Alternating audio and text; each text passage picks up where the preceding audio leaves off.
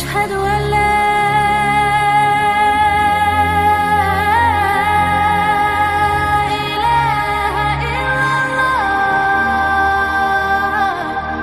Dan malam ini kita akan membahas tentang kisah Nabi Allah Ya'qub alaihi salatu wassalam. Nabi Allah Ya'qub alaihi salatu wassalam disebutkan di dalam Al-Quranul Karim 16 kali. Al-Baqarah ayat 132, kemudian juga Al-Baqarah 133, kemudian Al-Baqarah 136, Al-Baqarah 140, Al-Imran 84, An-Nisa 163, kemudian Al-An'am ayat 84, kemudian Hud 71, kemudian juga disebutkan dalam surah Yusuf ayat 6, kemudian terulang dalam Yusuf 38 dan juga Yusuf 68, kemudian dalam surah Maryam ayat 6, kemudian terulang di Maryam 49, Al-Anbiya 72, Al-Ankabut 27, dan yang terakhir dalam surah Shad ayat 45. Ma'asyiral muslimin yang dimuliakan Allah Subhanahu wa taala. Cerita Nabi Ya'qub di dalam Al-Qur'an memang tidak setertib kisah Nabi Allah Musa, Ibrahim, Nabi Allah Yusuf dan begitu seterusnya. Kisahnya hanya global saja. Tapi kita akan berusaha untuk menceritakan secara tertib dengan mengambil beberapa kisah Israeli atau Bani Israel untuk sebagai pelengkap saja. Kita tahu bahawa Nabi Allah Ya'qub alaihi salatu wassalam adalah seorang nabi, bapaknya juga nabi dan kakeknya juga nabi. Bapaknya Ishak nabi, Ibrahim juga kakeknya adalah nabi. Bahkan Nabi Ya'qub lahir saat Ibrahim masih hidup. Dan itu dijelaskan dalam surah Hud ayat 71-72. Wa imra'atuhu qa'imatun fadhahikat fabasyarnaha bi Ishaqa wa min wara'i Ishaqa Ya'qub. Maka istri Ibrahim pun langsung berdiri kemudian tertawa. Maka kami beri kabar gembira kepada dia dengan kelahiran Ishak dan setelah Ishak Ya'qub. Artinya Ya'qub putra Ishak lahir saat Ibrahim masih hidup. Dan yang menarik adalah Nabi Allah Ya'qub alaihi salatu wassalam adalah bapa dari seluruh Bani Israel. Apabila disebut Bani Israel yang banyak sekali ceritanya dalam Al-Quran, terutama dalam surah Al-Baqarah, itu kembali kepada Nabi Allah Ya'qub alaihi salatu wassalam. Karena Ya'qub sendiri namanya Israel, maka anak-anaknya dan turunannya disebut Bani Israel.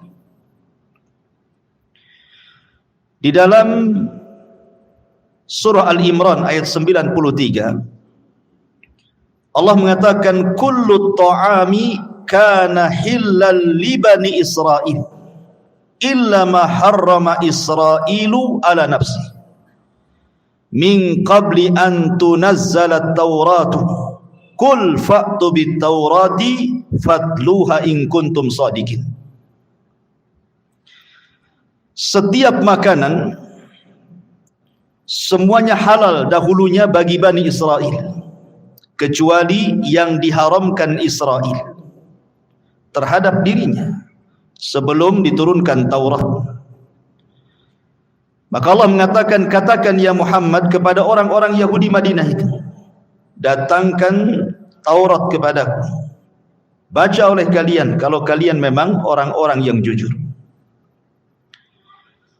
Dahulu di zaman Nabi Allah Yaqub alaihi salatu wassalam, karena di sini bahasanya kullu ta'amin kana hilla di Bani Israel. Setiap makanan itu halal bagi Bani Israel kecuali apa yang diharamkan Israel. Maksudnya apa yang diharamkan Nabi Yaqub.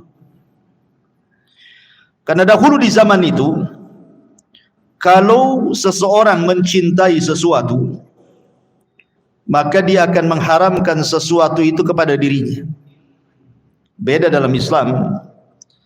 Kalau kita mencintai sesuatu justru disuruh disedekahkan. Sebagaimana hadis Nabi sebagaimana Allah Subhanahu wa taala berfirman, "Lan tanalul birra hatta tunfiqu mimma tuhibbun." Seseorang tidak mungkin sampai level albir, amal soleh tertinggi, sampai mampu menginfakkan harta yang dicintainya. Kalau kita suruh infak gitu ya. Kalau zaman dulu mencintai sesuatu itu maka akan mengharamkan kepada dirinya sesuatu. Lah disebutkan bahwa Nabi Allah Yaqub alaihi salatu wassalam suatu ketika ditimpa penyakit yang disebut dengan irqun nisa. Penyakitnya namanya irqun nisa. Irqun nisa itu artinya seperti penyakit tulang, atau mungkin senangnya kita katakan encok lah. Kalau ada orang encok ya. Jadi Nabi Yaqub itu suatu ketika sakit, kena encok. Tiap malam tidak bisa tidur sama sekali. Akhirnya kemudian dia berdazar, "Ya Rabb, kalau seandainya kau sembuhkan penyakitku, maka aku tidak akan makan daging unta dan tidak akan meminum susunya." Sejak itulah maka haram daging unta dan juga minum air susunya. Padahal daging unta di zaman itu adalah makanan terlezat, dan juga susunya itu yang paling disukai Nabi Yaqub. Jadi karena dia ingin sembuh, kalau sembuh kan senang. Dan kalau senang, orang-orang dulu ya mengharamkan sesuatu kepada dirinya. Makanya diharamkan untuk tidak makan daging unta dan juga air susunya. Ma'asyiral muslimin yang dimuliakan Allah Subhanahu wa taala, sebenarnya dalam Islam disebutkan dalam sebuah hadis Nabi sallallahu alaihi wasallam dari Anas ibn Malik radhiyallahu an, dia mengatakan, aku mendengar Rasul bersabda, "Shifa'u irqin nisa al-yatu syati a'rabiyyati tudhabu thumma tujarra salasata ajza thumma yushrabu 'ala ar-riq fi kulli yawmin juz'un." Dalam hadis yang dikeluarkan oleh Imam Ibnu Majah, kata Anas bin Malik, saya mendengar Nabi SAW bersabda, obat penyakit encok itu adalah buntutnya ekor kambing kampung yang betina, yang dikeringkan kemudian dibagi menjadi 3 bagian, lalu diminum dengan air bersih 1 bagian setiap harinya. Artinya dalam Islam kan ada obatnya gitu. Tapi dulu Nabi Yaqub sudah berobat kemana-mana, tidak sembuh-sembuh. Makanya dia bernazar, kalau sembuh penyakit tulangku ini, penyakit encokku ini yang membuat saya tidak bisa tidur malam-malam, maka aku akan haramkan makan daging unta dan juga air susunya. Makanya Allah mengatakan dalam ayat yang saya baca tadi, setiap makanan kullu ta'ami kana hilla li bani Israil. Setiap makanan awalnya halal bagi Bani Israel. Illa ma harrama Israilu ala nafsi, kecuali yang diharamkan Yaqub terhadap dirinya. Maksudnya dia mengharamkan kepada dirinya makan daging unta dan minum air susunya. Ma'asyiral muslimin yang dimuliakan Allah Azza wa Jalla, ada sebuah hadis di zaman Nabi sallallahu alaihi wasallam dari Abdullah ibn Abbas radhiyallahu anhuma. Hadis ini dikeluarkan oleh Ahmad ibn Ahmad Asy-Syakir, dan hadis ini juga dikeluarkan oleh Imam Ahmad dalam musnadnya dengan sanad yang hasan. Jadi Abdullah ibn Abbas radhiyallahu anhuma menceritakan, ada orang-orang Yahudi datang kepada Nabi sallallahu alaihi wasallam, kemudian bertanya 4 soalan. Mereka mengatakan la ya'lamuhunna illa nabi. 4 soalan ini tidak ada yang bisa menjawab kecuali seorang nabi. Kata Nabi SAW, saluni amma syi'tum, silakan tanya sesuka kamu, walakin ij'alu li dhimmatallah, tetapi apa jaminannya kalau ku jawab? Kalian mau beriman?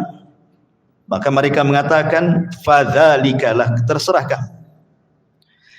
Kemudian mereka mengatakan kepada Nabi SAW, pertanyaan yang pertama tentang masalah di sini, hal ta'lamuna anna Israila, maksudnya Yaqub alaihi salatu wassalam, ketahuilah bahwa Israel maksudnya Yaqub alaihi salatu wassalam, dia pernah mengharamkan makanan kepada dirinya. Ayyut ta'am harrama Israilu ala nafsi, kalau boleh tahu wahai Muhammad, apa makanan yang diharamkan oleh Yaqub kepada dirinya? Ini pertanyaan pertama. Apa sih makanan yang diharamkan Nabi Yaqub kepada dirinya? Kemudian maksudnya sebelum Taurat turun. Kemudian yang kedua, kaifa ma'ul mar'ati wa ma'ur rajuli wa kaifa yakunu dzakar minhu. Bagaimana pendapatmu tentang air sperma laki-laki dan perempuan? Kemudian melahirkan seorang anak yang anak ini mirip imma dengan bapaknya atau dengan ibunya. Bagaimana itu bisa terjadi? Kemudian yang ketiga, mereka juga mengatakan, siapa yang menghabarimu tentang apa yang diwahyukan kepadamu? Malaikat siapa? Malaikat siapa yang menghabarimu tentang apa yang kau sampaikan kepada kami dari wahyu yang sering kau sampaikan kepada kami? Malaikat siapa yang turun kepadamu? Kemudian juga mereka mengatakan, akhbirna kaifa hadan nabil ummi fin naum. Ceritakan kepada kami juga bagaimana kondisi seorang nabi ketika dia tidur. Jadi ada 4 soalan yang ditanyakan orang Yahudi, salah satunya tentang makanan yang diharamkan kepada Israel. Sekali lagi, Israel di sini Nabi Yaqub. Dan mereka mengatakan tidak ada yang tahu jawabannya kecuali seorang nabi gitu. Dan mereka siap beriman kalau ada jawabannya. Maka Nabi SAW menceritakan tentang yang pertama, kata Nabi SAW, dahulu Nabi Yaqub alaihi salatu wassalam sakit irkun nisa, sakit encok bahasa kita aja tadi. Kemudian dia bernadar untuk diharamkan padanya daging unta dan minumannya.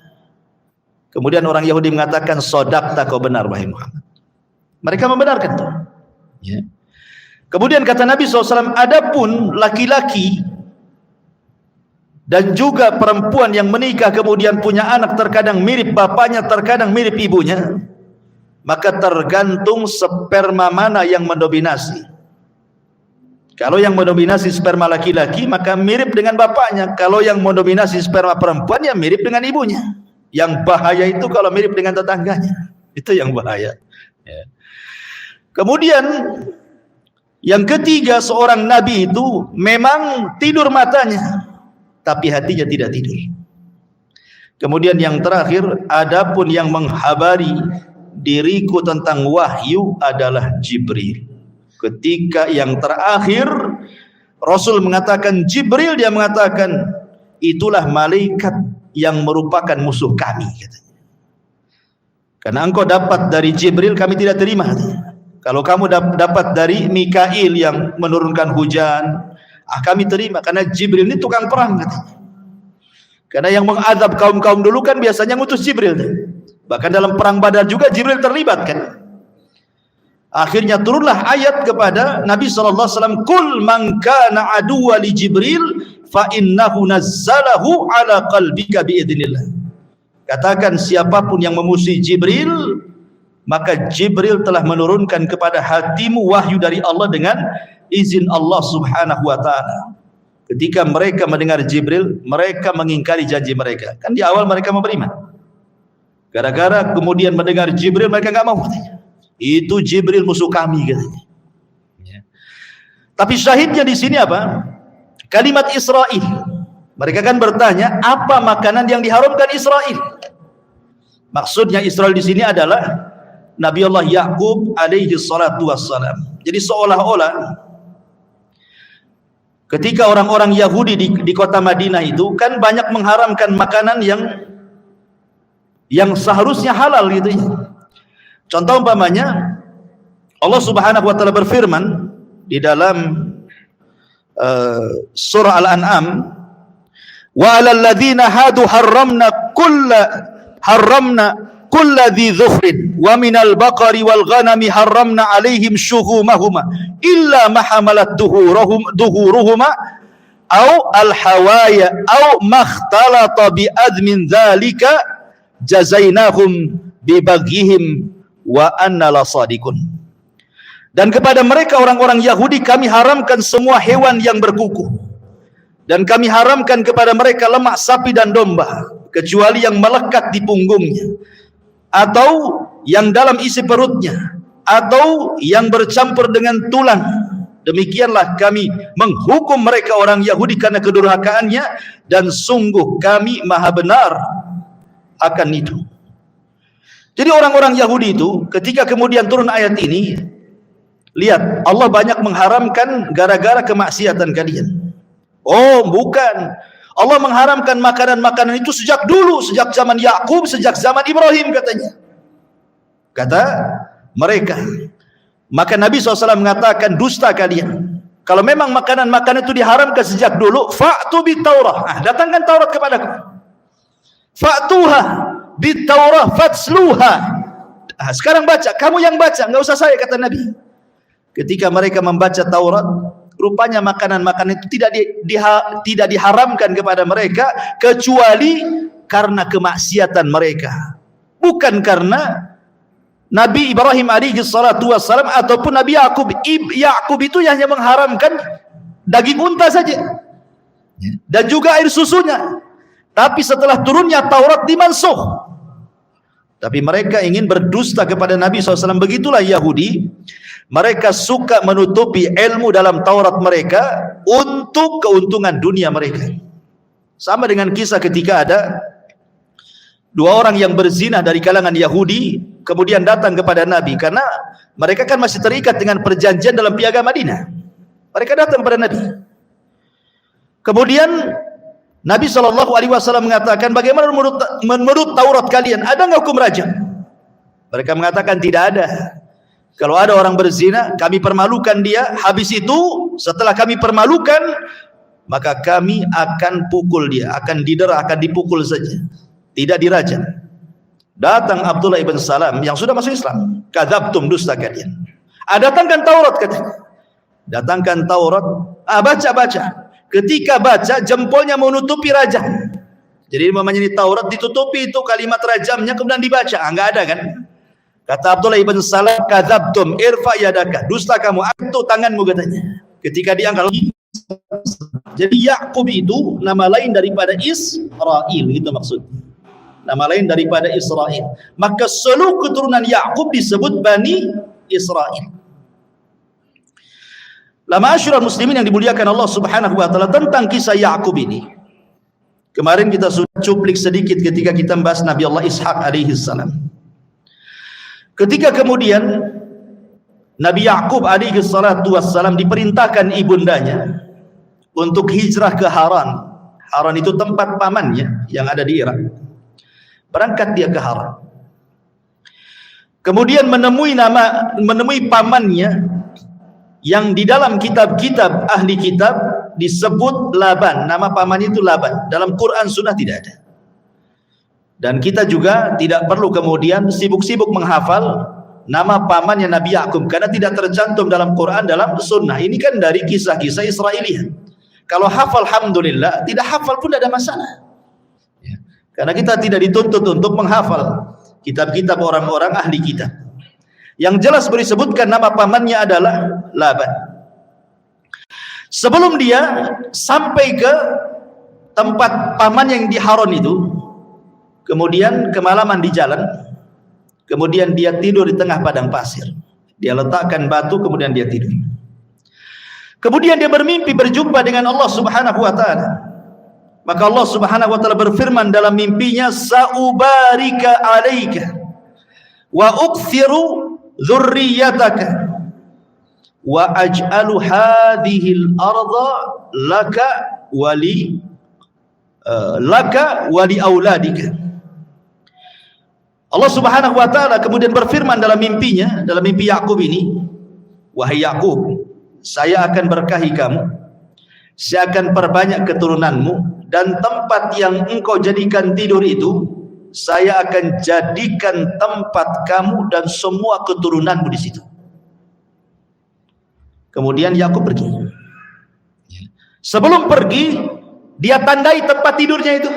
Ditandai kan? Ditandai, pokoknya nanti kalau pulang, nanti dia akan ke situ lagi. Berangkat dia ke Haran.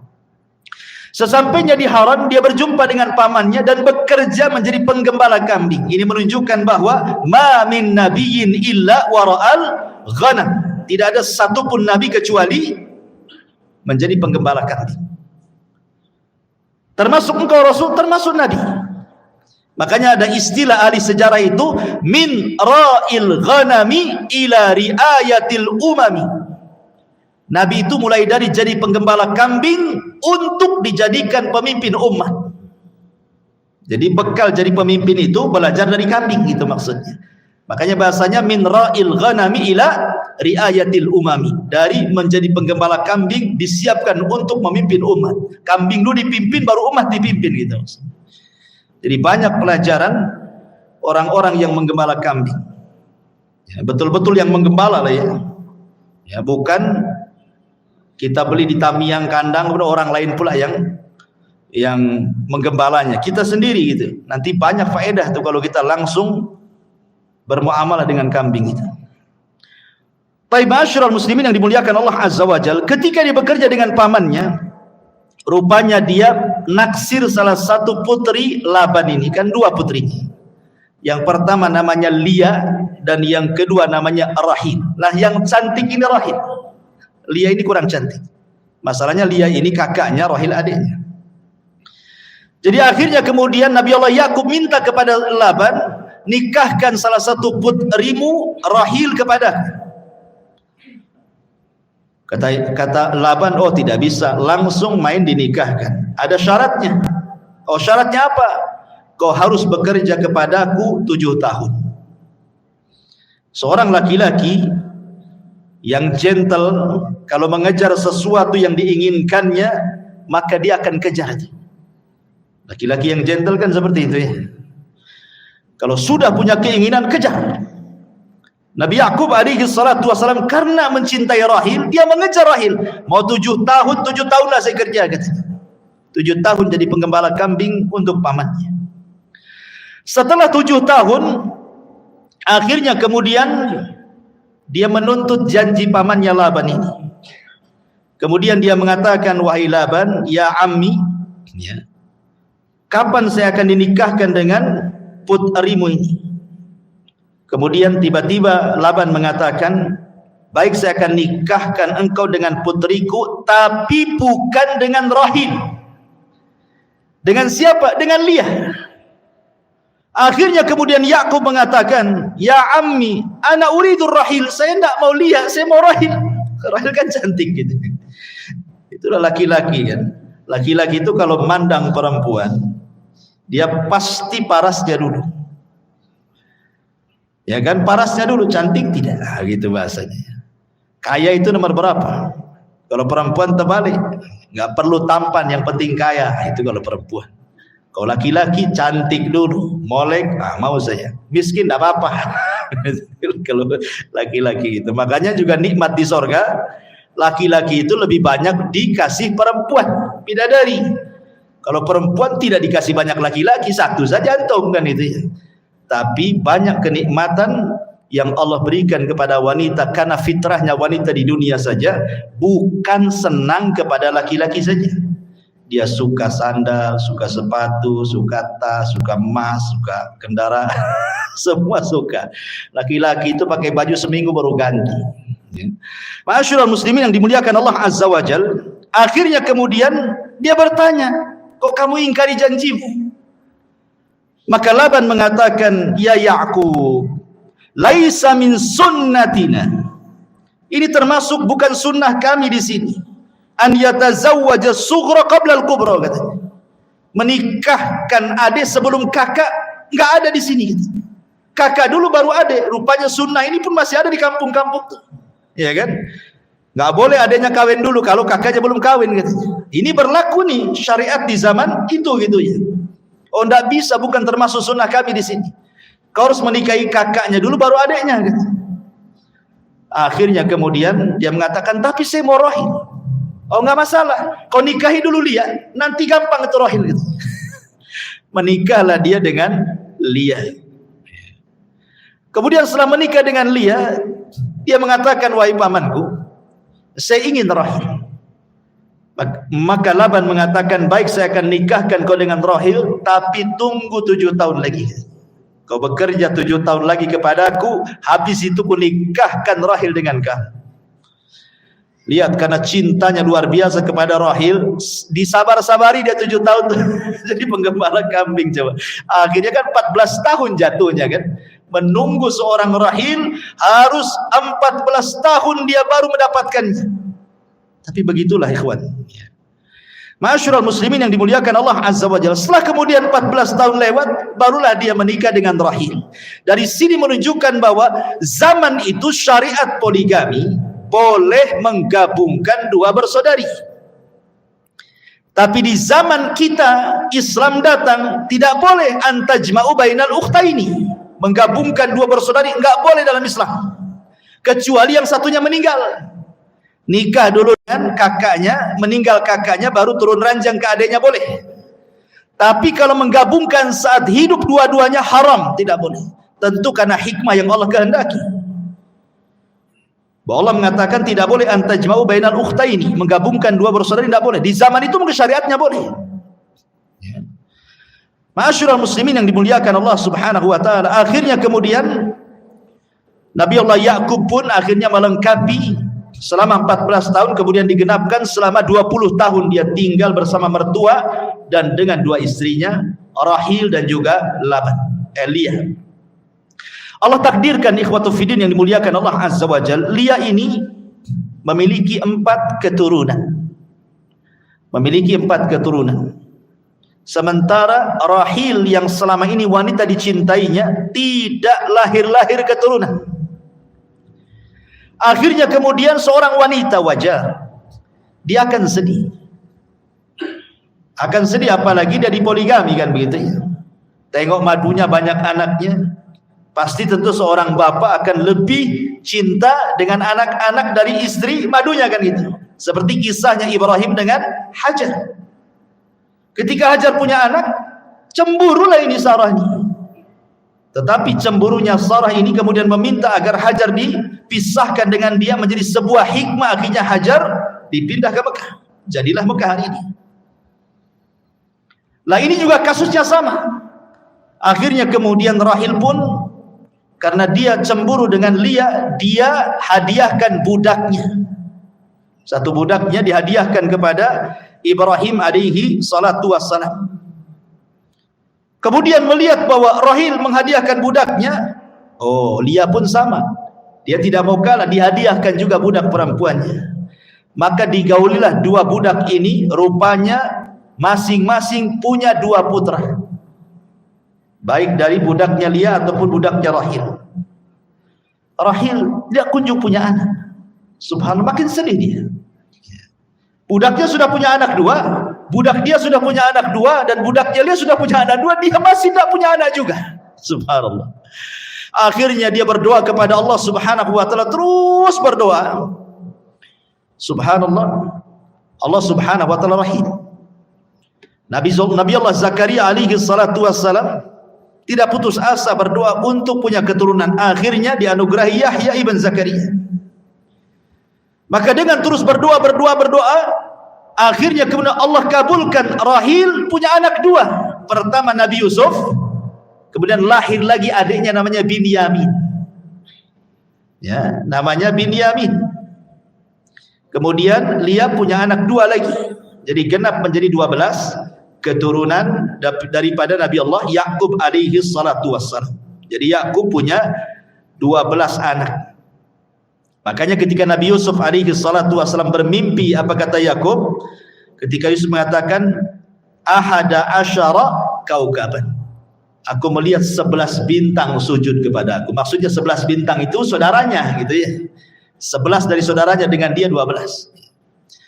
Baik, masyarul muslimin yang dimuliakan Allah Subhanahu wa taala. Kemudian setelah punya anak dan keturunan dan tinggal selama 20 tahun bersama Laban pamannya, dan Allah Subhanahu wa taala menganugerahkan kepada Yakub banyak harta dan banyak anak. Kan sebagaimana mimpinya di padang pasir tadi kan.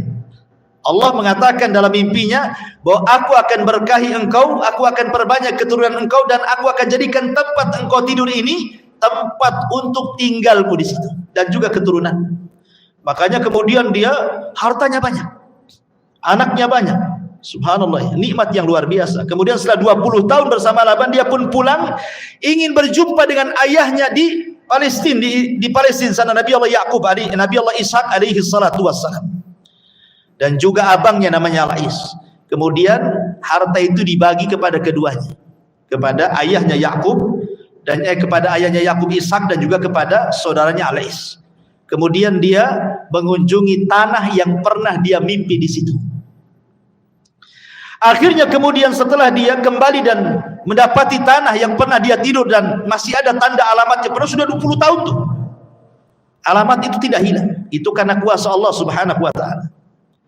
Akhirnya kemudian dia pun membuat tempat penyembelihan untuk Allah Subhanahu wa taala. Tempat kurban untuk Allah Subhanahu wa taala yang disebut dengan Baitu Il. Rumah Il itu artinya Allah. Berarti kalau diartikan rumahnya Allah, Jibril hamba Allah, Mikail khadimullah, pembantu Allah. Pokoknya kalau ada Il itu artinya Allah. Maka Yakub kemudian membangun Baitu Il. Disitulah dia menyembelih taqarrub ilallahi azza wajal, yang kemudian disitulah letak daripada Baitul Maqdis. Dia bangun Baitul Maqdis di situ. Ya, karena Baitul Maqdis sudah terkubur. Dialah yang kemudian meninggikan lagi bangunannya. Ya, Masjidil Aqsa lah kalau sekarang ya. Itu ditinggikan lagi dan menjadilah tempat ibadah Yakub dan seluruh keturunannya di situ. Kalau kita sedikit cerita tentang pembangunan Masjidil Aqsa, ikhwatul fillah muliakan Allah Subhanahu wa taala. Sedikit kita melenceng sedikit, enggak apa-apa, masih ada kaitannya di sini. Ada yang mengatakan bahwa Masjidil Aqsa itu yang membangun adalah malaikat yang pertama kali. Tetapi pendapat ini banyak yang ditolak. Tapi yang betul bahwa yang membangun Baitul Maqdis adalah Nabi Adam alaihi salatu wassalam setelah membangun Masjidil Haram. Jaraknya 40 tahun. Sebagaimana hadis Abi Dzar yang sahih, ketika Rasul ditanya antara pembangunan, jarak pembangunan Haram dengan Baitul Maqdis berapa tahun? Rasul mengatakan arba'ina sanatan. 40 tahun. Haram dulu, setelah 40 tahun baru Aqsa. Ya. Lah kemudian setelah Adam alaihi salatu wassalam, maka Al-Quds itu, Madinatul Quds itu dikuasai oleh kaum yang disebut Yabusiyun. Orang-orang Yabusiyun itu sekitar tahun 3000 sebelum Masehi sampai dari tahun 1550 sebelum Masehi sampai 3000 sebelum Masehi. Sampai kemudian datanglah kabilah yang disebut dengan Kan'aniyah atau Kan'aniyun. Mereka lah yang kemudian membangun Madinatul Quds, yang dulu disebutnya adalah Aru Shalim yang disebut dengan Madinatus Salam. Nah, sekarang disebut dengan Yerusalem lah bahasa kita. Ya. Kemudian setelah itu pada tahun 1000 sebelum Masehi itu kan datang Faraina, orang-orang Faraina menguasai. Kemudian setelah itu datang orang-orang Amalikah. Setelah Faraina datang orang-orang Amalikah. Ketika dikuasai Amalikoh inilah kemudian direbut lagi oleh siapa? Oleh pasukan Talut. Yang ketika itu Jalut kalah dan dibunuh Nabi Dawud. Kemudian Dawud berkuasa, akhirnya menguasai kembali Madinatul Quds dan melebarkan Masjidil Aqsa, kemudian memakmurkan Masjidil Aqsa di zaman Nabi Allah Dawud alaihi salatu wassalam. Kemudian setelah Dawud meninggal, diteruskan oleh Nabi Allah Sulaiman. Lah Nabi Allah Sulaiman alaihi salatu wassalam kemudian merenovasi itu. Merenovasi kembali Masjidil Aqsa, bahkan setelah selesai dia membangun Masjidil Aqsa, dalam hadis yang sahih, Nabi Sulaiman alaihi salatu wassalam ketika sudah selesai membangun Baitul Maqdis itu, dia berdoa dengan 3 doa kan. Doa yang pertama, agar dia bisa berhukum yang sesuai dengan hukum Allah. Doa yang kedua, bahwa dia minta kepada Allah agar kekuasaan yang Allah berikan kepadanya tidak diberikan kepada orang setelahnya. Makanya ketika Nabi SAW dalam sholatnya kemudian diganggu setan, akhirnya dicekik sama Nabi setan itu sampai liurnya terasa dingin di tangan Rasul. Kemudian diceritakan para sahabatnya, kata Rasul, kalau seandainya aku tidak teringat dengan doanya Sulaiman, sudah ku gantung itu si setan itu di tiang masjid. Kan itu ya kata Nabi. Tapi ku lepaskan itu. Kemudian yang ketiga, saya meminta kepada Allah Subhanahu wa taala, siapapun yang datang ke Masjidil Aqsa, dia tidak ada niat kecuali untuk sholat, maka keluar dosanya diampuni seperti anak yang baru dilahirkan oleh ibunya. Nabi SAW ketika bersabda seperti ini, Rasul mengatakan, adapun yang 2 sudah Allah kabulkan. Adapun yang 2 sudah Allah kabulkan. Berhukum dengan hukum Allah dan meminta agar kekuasaannya cukup sampai dia saja. Jangan ada orang yang berkuasa setelahnya seperti Sulaiman. Adapun yang ketiga, semoga, kata Nabi SAW, wa arju an yakuna qad u'tiya thalithah, dan aku hanya mengharap bahwa yang ketiga sudah diberikan. Karena Rasul kan pernah sholat di Masjidil Aqsa gitu kan. Mudah-mudahan yang ketiga juga dikasih. Jadi saya sudah pernah sholat di situ, jadi keluar seperti anak yang melahirkan kan, itu maksudnya. Ya. Ma'asyiral muslimin yang dimuliakan Allah Azza wa Jalla. Lah setelah Sulaiman meninggal, kan kita tahu bahwa Bani Israel kan terpecah tuh. Ada yang disebut dengan Mamlakah Israiliyah dan itu sebelah utara. Ada yang disebut dengan Mamlakah Yahudi dan itu sebelah selatan. Lah yang menguasai Baitul Maqdis itu orang-orang Yahudi. Ya kan pecah tuh setelah Nabi Sulaiman meninggal, pecah Bani Israel. 2 kerajaan. Ya. Yang satu disebut kerajaan Israel, yang satu disebut kerajaan Yahudi. Kemudian datanglah orang-orang Babil dari Irak yang kemudian menyerbu Palestina kan. Ada yang mengatakan Bukhtun Nasr, menghabiskan semua orang-orang Palestina. Orang-orang di Yahudi dibantai sampai dirobohkan semua bangunan, termasuk juga Haikal Sulaiman ataupun Masjidil Aqsa dihancurkan oleh Bukhtun Nasr. Ya. Baru kemudian setelah Bukhtun Nasr berkuasa dan orang Yahudi banyak yang jadi tawanan, kemudian yang lain juga kemana-mana cari suaka, perempuan anak-anak jadikan budak. Baru setelah itu Persia menyerang, Babil kalah. Ya, karena Persia ketika menyerang Babil ini atas bantuan orang-orang Yahudi gitu ya. Makanya kemudian Persia mengembalikan tawanan-tawanan Yahudi yang ada di Irak untuk kembali ke Baitul Maqdis dan membangun lagi Baitul Maqdis. Ya, di tangan Persia itu. Sampai akhirnya Persia dikalahkan Romawi. Dikalahkan Romawi. Akhirnya kemudian mereka pun menjadi budak lagi di bawah Romawi. Romawi Nasrani. Ya, orang-orang Nasrani kan orang-orang Yahudi. Ya. Sampai akhirnya kemudian Romawi pun pecah menjadi 2, ada Imperium Romawi, ada Imperium Byzantium ya. Lah, yang Imperium Byzantium ini sebelah timur, kalau yang Romawinya sebelah barat gitu ya. Lah, barulah kemudian dia membangun, orang Romawi Bizantium ini membangun gereja. Makanya kan dekat Masjidil Aqsa kan ada gereja juga di sini. Gereja yang disucikan orang Nasrani disebut dengan Kanisatul Qiyamah sampai hari ini. Ya, makanya kenapa Baitul Maqdis itu disucikan orang Yahudi, disucikan orang Nasrani, disucikan orang Islam. 3 agama di situ semua. Ya. Sampai akhirnya kemudian orang Persia datang lagi, kemudian menyerang Romawi kalah, tapi kemudian Romawi berhasil mengalahkan Persia sampai kemudian akhirnya datang Nabi Shallallahu Alaihi Wasallam. Intinya bahwa itu sekilaslah cerita tentang pembangunan Baitul Maqdis atau Masjidil Aqsa. Kembali kepada cerita Nabi Allah Yaqub alaihi salatu wassalam.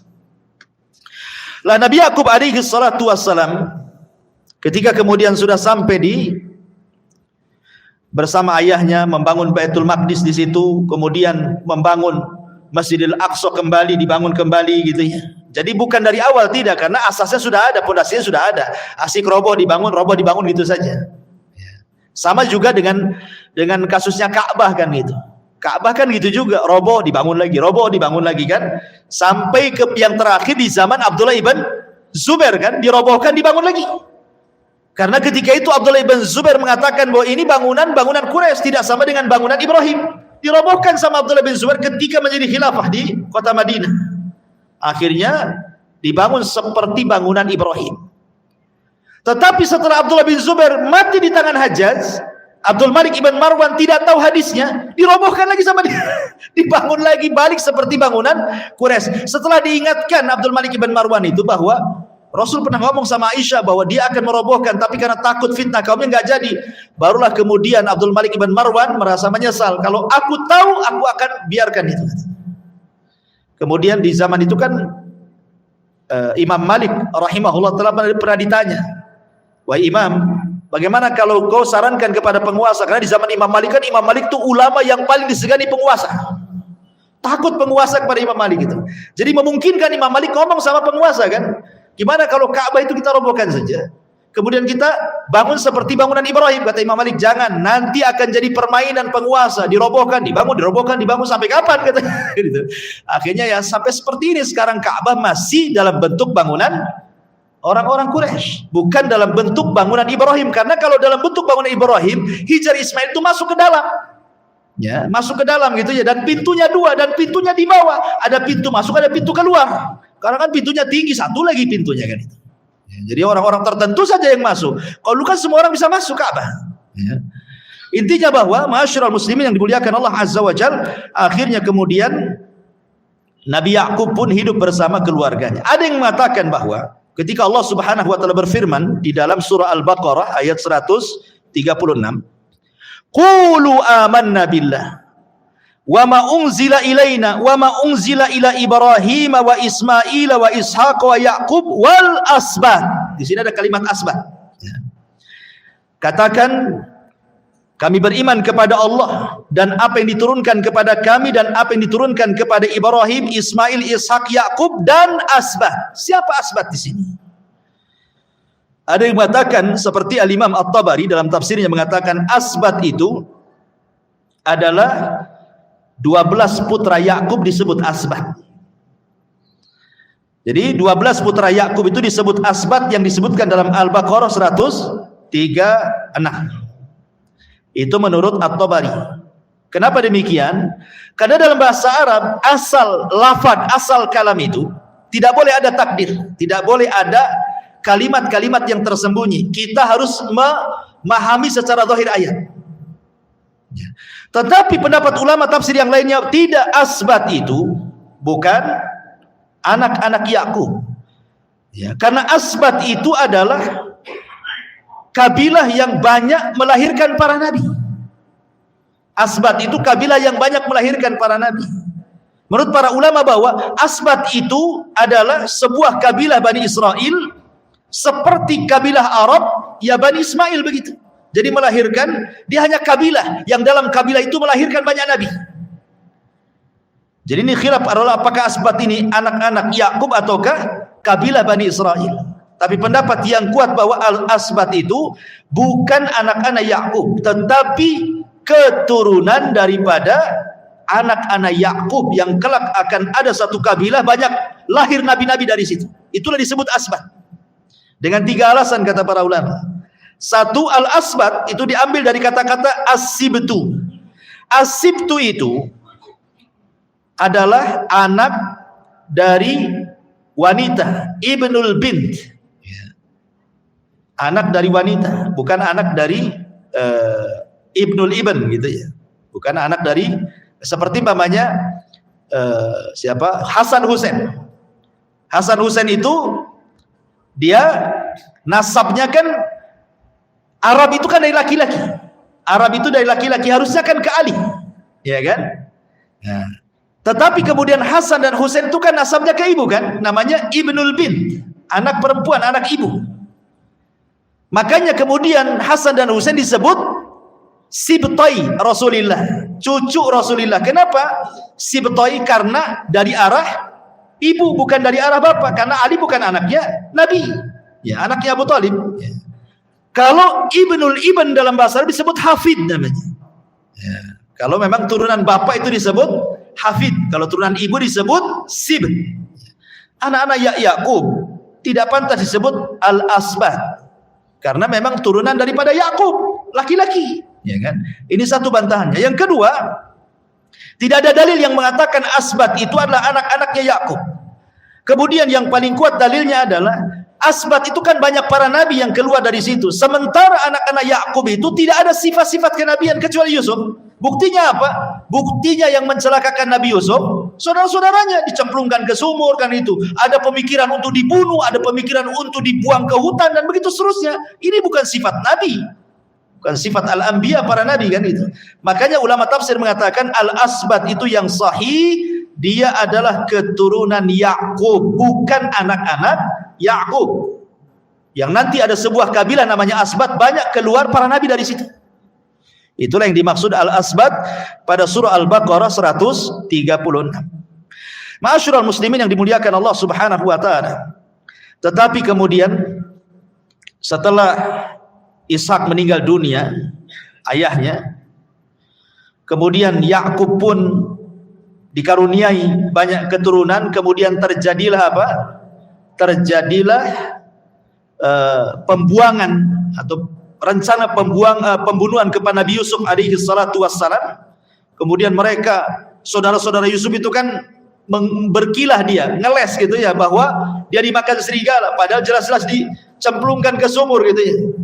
Tapi Yakub tahu. Lah sebab itulah Yakub menangis setiap hari sampai ibiyaddat ainah, sampai air mata yang keluar itu bukan bening lagi, jadi putih. Ada sebagian ahli tafsir mengatakan sebab itulah Yakub jadi buta. Ya. Kalau ada orang yang mengatakan bahwa macam mana seorang nabi tidak sabar akan kematian putranya, harusnya kan sabar dia kan. Dia kan nabi. Kok dia kehilangan anak sampai menangis setiap hari sampai kemudian buta umpamanya. Dia kan seorang nabi, harusnya dia sabar ketika kematian anaknya. Jawabannya kata para ulama tafsir, memang tidak ada hadis yang marfu sampai Nabi SAW, tetapi ada riwayat dari kalangan ahli tafsir mengatakan bahwa sebab menangisnya Yakub sampai dia buta, setelah dia berjumpa dengan Nabi Yusuf ketika Yusuf sudah jadi penguasa di Mesir.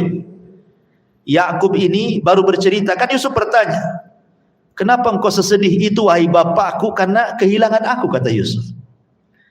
Maka Yakub mengatakan, ya Yusuf, sesungguhnya ketika engkau hilang dari pandanganku, aku takut engkau tidak berada di atas agama Islam sehingga aku tidak berjumpa lagi dengan engkau di sorga. Itu alasannya. Ya, jadi Yakub itu menangisi Yusuf karena dia kan tahu Yusuf ini memang anak yang dicintai oleh Yakub dari semua anak-anaknya. Walaupun semua anak Yakub, tetapi itulah Allah takdirkan terkadang ada seorang bapa melebihkan kecintaan kepada salah satu anaknya, kan begitu. Mungkin karena akhlaknya, karena agamanya, karena cerdasnya, karena baiknya, kan tidak tahu kita ya. Mestilah antum akan merasakan itu. Secara keadilan terkadang tidak adil ayah itu kepada anak kan, maksudnya perasaan cinta. Ya, itu tidak ada masalah. Kalau cinta kepada anak tidak adil itu tidak ada masalah, sama dengan orang yang berpoligami, lebih mencintai salah satu istri tidak ada masalah, seperti Rasul lebih mencintai Aisyah radhiyallahu anha dibandingkan istri yang lainnya, karena cinta itu tidak bisa diadili. Cinta itu perasaan. Makanya kenapa ketika kehilangan Yusuf, Yakub sampai menangis setiap hari. Jadi jawaban yang tepat wallahu alam bahwa menangisnya Yakub kepada Yusuf sampai dia buta itu karena itu alasannya. Ketika Yusuf bertanya kepada Yakub, kenapa kau sesedih itu wahai abah, wahai bapakku, kata Yakub, bukan itu masalahnya. Ketika engkau hilang, aku takut kalau engkau tidak lagi beragama buyutmu, maksudnya Ibrahim, agama Islam, sehingga aku dan engkau tidak akan berjumpa lagi di sorga. Makanya aku sedih. Ya. Makanya kenapa ma'asyiral muslimin yang dimuliakan Allah Azza wa Jalla, ketika Yakub sudah mendekati ajalnya, wasiat Yakub apa? Idh hadara Yaqubul maut, ketika Yakub mendekati kematiannya, kan dia kumpulkan banihi, semua anak-anaknya. Apa pertanyaan Yakub? Ma ta'buduna mim ba'di, kan begitu. Kira-kira apa yang kalian akan sembah sepeninggalku, kata Yakub kepada anak-anaknya. Baru anaknya mengatakan, ya kami menyembah Tuhannya Ibrahim, Ishak, engkau, dan begitu seterusnya, kan begitu. Tapi lihat bagaimana seorang nabi menanamkan tauhid kepada anak-anaknya. Karena itulah dakwah para nabi. Yang pertama didakwahkan adalah soal akidah, soal tauhid, soal tauhid, mengajak manusia untuk mengesahkan Allah Subhanahu wa taala. Ada sebuah riwayat saat detik wafatnya Yakub ini, didatangi malaikat. Sekali lagi ini tidak ada hadis yang marfu, tetapi ada mufassir ahli tafsir yang kemudian menceritakan ini. Mungkin diambil dari kisah Isra, wallahu a'lam. Jadi ketika Yakub ini mendekati waktu ajalnya, maka dia berdoa kepada Allah Subhanahu wa taala untuk jangan diwafatkan kecuali dikirim 1 atau 2 tanda. Maka ketika betul-betul tanda itu sudah diberikan Allah Subhanahu wa taala, dan Yakub tidak tahu tanda itu, tanda apa itu, maka malaikat maut datang. Kemudian Yakub bertanya, bukankah aku sudah meminta kepada Allah agar jangan engkau cabut nyawaku kecuali setelah Allah kirim tanda-tanda itu kepadaku? Kata malakul maut, Allah sudah kasih tanda 3 lagi kepadamu, katanya. Kata Yakub, apa itu? Kata yang malaikat maut, yang pertama, uban yang ada di kepalamu. Itu 1. Ingat, yang ada uban di kepala. Ini tanda yang pertama, uban di kepala. Yang kedua, kata Yakub, engkau sudah tidak bisa berdiri dengan tegap lagi. Pinggangmu sudah tidak lurus. Orang tua kan susah mau jalan. Itu yang kedua. Hati-hati yang susah jalan. Yang ketiga, dha'fu badani. Kau sudah lemah, banyak penyakit. Akhirnya kemudian malakul maut mencabut nyawa Yakub, tapi sebelum dia meninggal dia berpesan kepada Nabi Yusuf agar jasadnya jangan dikubur di Mesir. Dia minta dikuburkan di samping Ishak di Khalil di Palestina sana. Ya. Tetapi di sini ma'asyiral muslimin yang dimuliakan, bagaimana lihat berapa banyak orang, ini kan tanda-tanda umum ya, bukan tanda-tanda kepada Yakub saja. Tanda-tanda seperti ini hampir semua adalah. Ya, orang-orang tua kan ada semua tuh. Rata-rata orang yang sudah meninggal, sudah tua, ya 3 tanda ada semua lah kan itu. Masalahnya 3 tanda sudah ada pun merasa dia akan hidup selamanya. Jama'a mala wa addada yahsabu anna malahu akhlada. Dia merasa bahwa hartanya bisa mengekalkan hidupnya. Padahal aina ma takunu yudrikumul mautu walau kuntum fi burujin musayyad. Di mana saja kau berada, kematian itu akan menjemput kalian. Apalagi di zaman sekarang. Ya, tanda-tanda tua akan mati itu terbantahkan di zaman sekarang. Kenapa? Karena yang bisa naik motor ngebut itu bukan kakek-kakek. Rata-rata anak-anak tanggung. Semua yang mati di jalan-jalan, anak-anak tanggung semua kan. Anak SMP, SMA itu lebih banyak yang mati daripada orang tua. Orang tua tak bisa trek-trek kan. Ya. Artinya bahwa tua itu bukan tanda kematian, walaupun tua sudah mendekati kematian. Karena buktinya anak muda banyak yang meninggal. Sama dengan sakit. Sakit bukan tanda kematian, tapi sakit mendekati kematian. Banyak orang sehat mati. Ya. Makanya di sini ma'asyiral ibrahnya bahwa kematian itu bukan di mana, tapi bagaimana caranya kita mati. Ya, caranya matilah di atas husnul khatimah.